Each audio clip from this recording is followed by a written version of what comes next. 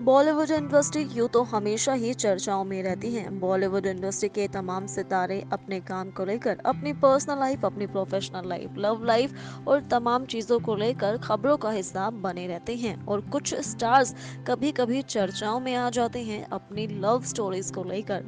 बात जब love stories की हो और बात ना हो हमारे बॉलीवुड के दिग्गज सुपरस्टार अमिताभ बच्चन और रेखा के बारे में, ऐसा तो हो ही नहीं सकता। जब भी बात होती है प्रेम कहानियों की तो सबसे पहले नाम लिया जाता है अमिताभ बच्चन और रेखा का। इनकी लव स्टोरी से कोई भी अनजान नहीं है। सभी जानते हैं कि अमिताभ बच्चन और रेखा का एक वक्त अफेयर हुआ करता था। दोनों ही एक दूसरे से बेहद प्यार भी करते थे, लेकिन कभी भी एक नहीं हो पाए। और इसकी वजह थी अमिताभ बच्चन का पहले से ही शादीशुदा होना। जी हाँ, अमिताभ बच्चन जो कर चुके थे बॉलीवुड अभिनेत्री जया बच्चन से शादी। और कहीं ना कहीं रेखा और अमिताभ के बीच सबसे बड़ी दीवार जया बच्चन ही हुआ करती थी। वहीं रेखा और अमिताभ के चर्चे काफी पुराने हैं। अक्सर ही इन दोनों अखबारों की सुर्खियां बने नजर भी आते थे। लेकिन एक रात कुछ ऐसा हुआ जिसके बाद रेखा और अमिताभ का रिश्ता हमेशा हमेशा के लिए टूट गया। जी हाँ, खबरों की मानी जाए तो एक रात के बाद रेखा हमेशा हमेशा के लिए अमिताभ से दूर हो गई। और उसके बाद उन्होंने कभी भी अमिताभ के करीब जाना नहीं चाहा। और आज हम बात उसी रात की करने वाले हैं। ये बात है साल 1977 की, जहां रेखा और अमिताभ की लव स्टोरी जोरों शोरों पर थी। जुबा जुबा पर रेखा और अमिताभ के अफेयर की चर्चा हुआ करती थी और ये सब जया बच्चन को बिल्कुल भी पसंद नहीं था। लेकिन उस वक्त रेखा अमिताभ के नाम का सिंदूर अपनी मांग में लगा कर रहा करती थी।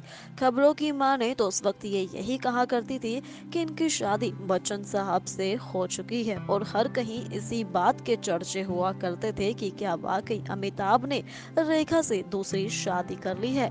इन्हीं सब के बीच जया बच्चन ने भी काफी शांति से काम लिया। खबरों की मानी जाए तो एक बार अमिताभ बच्चन शूटिंग के सिलसिले में मुंबई से बाहर थे और जया ने इस मौके को अपने हाथ से नहीं जाने दिया। उन्होंने रेखा को फोन कर अपने घर डिनर पर बुलाया। खबरों की मानी जाए तो रेखा काफी डरी हुई थी, क्योंकि उन्हें लग रहा था कि हो सकता है कि जया उन्हें बेइज्जत कर ले। लेकिन ऐसा कुछ भी नहीं हुआ। जया बच्चन ने रेखा के साथ खूबसूरती से व्यवहार किया। उन्होंने उन्हें अच्छा खाना खिलाया, अपने घर का कोना कोना उन्हें दिखाया, अपने घर की हर चीज, गार्डन से अपने घर से अच्छी तरह से रूबरू कराया। लेकिन अगर खबरों की मानी जाए तो उनकी बातचीत के बीच अमिताभ बच्चन का जिक्र बिल्कुल भी नहीं हुआ था। और जब रेखा ने जया बच्चन से अलविदा लेने को कहा तो इस बीच जया ने रेखा को सिर्फ एक ही बात कही कि वो अमित जी को कभी नहीं छोड़ने वाली है, चाहे कुछ भी हो जाए। खबरों की माने तो इस बातचीत के बाद रेखा पर असर हुआ और उन्होंने वहीं पर अमिताभ को पाने की जिद छोड़ दी। इन खबरों में कितनी सच्चाई है इस बारे में तो कुछ नहीं कहा जा सकता।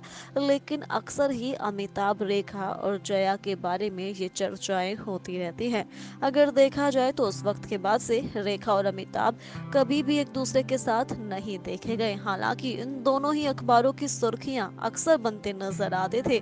उस वक्त के बाद दोनों को कभी भी साथ में नहीं देखा गया और इस खूबसूरत सी प्रेम कहानी का अंत यहीं पर हो गया।